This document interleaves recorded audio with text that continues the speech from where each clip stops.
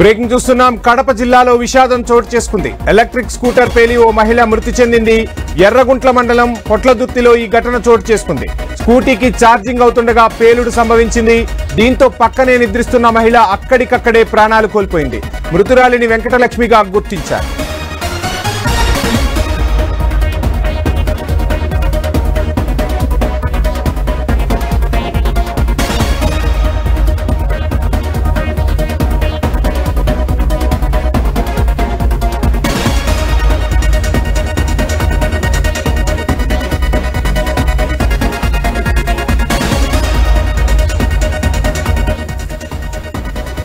కడప జిల్లాలో విషాదం చోటు చేసుకుంది. ఎలక్ట్రిక్ స్కూటర్ పేలి ఓ మహిళ మృతి చెందింది. ఎర్రగుంట్ల మండలం పొట్లదుర్తిలో ఈ ఘటన చోటు చేసుకున్నట్టుగా తెలుస్తుంది. ఘటనకు సంబంధించిన ఫుల్ డీటెయిల్స్ మా ప్రతినిధి శ్రీనివాస్ అందిస్తారు.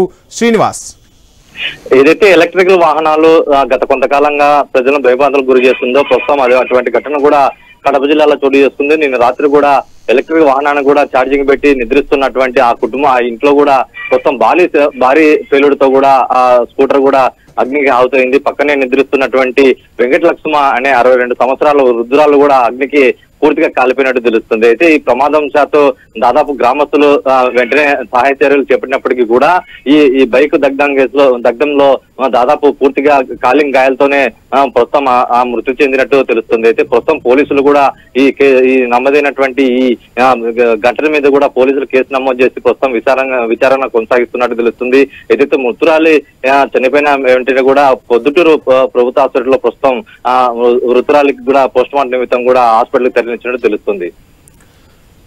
శ్రీనివాస్, అంటే ఇది ఏమైనా షార్ట్ సర్క్యూట్ వల్ల సంభవించిందా, లేదంటే బైక్ ఛార్జింగ్ పెట్టడం వల్ల ఓవర్ ఛార్జింగ్ వల్ల బ్యాటరీ పేలి ఘటన సంభవించిందా? ఏమైనా ప్రాథమిక సమాచారం అందుతుందా? అప్డేట్స్ ఏంటి?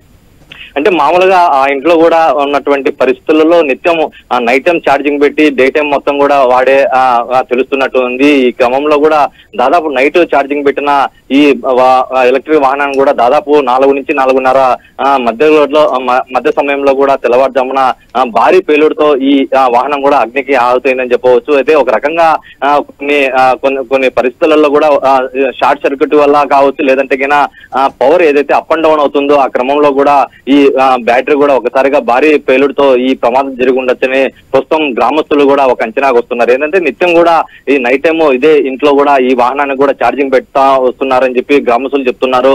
అయితే నిన్న కూడా ఇదే క్రమంలో కూడా ప్రస్తుతం నైట్ ఛార్జింగ్ పెట్టి దాదాపు నిద్రిస్తున్న ఆ కుటుంబంలో కూడా దాదాపు వృద్ధురాలు కూడా పక్కనే ఉన్నటువంటి సోఫాలో నిద్రిస్తూ ఉంది.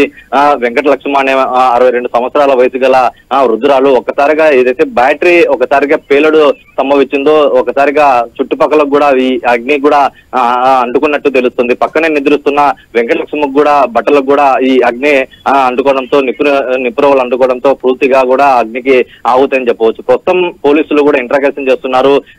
ఏ విధంగా జరిగింది, ఒకవేళ బ్యాటరీ లోపమా లేదంటే పవర్ ఏదన్నా ఆ సమయంలో వచ్చి అప్ అండ్ డౌన్ ఏమన్నా జరిగిందా, లేదంటే షార్ట్ సర్క్యూట్ అనేది కూడా పలు కోణాల్లో కూడా ప్రస్తుతం పోలీసులు కూడా విచారణ చేస్తున్నట్టు తెలుస్తుంది. Right, thank you Srinivas.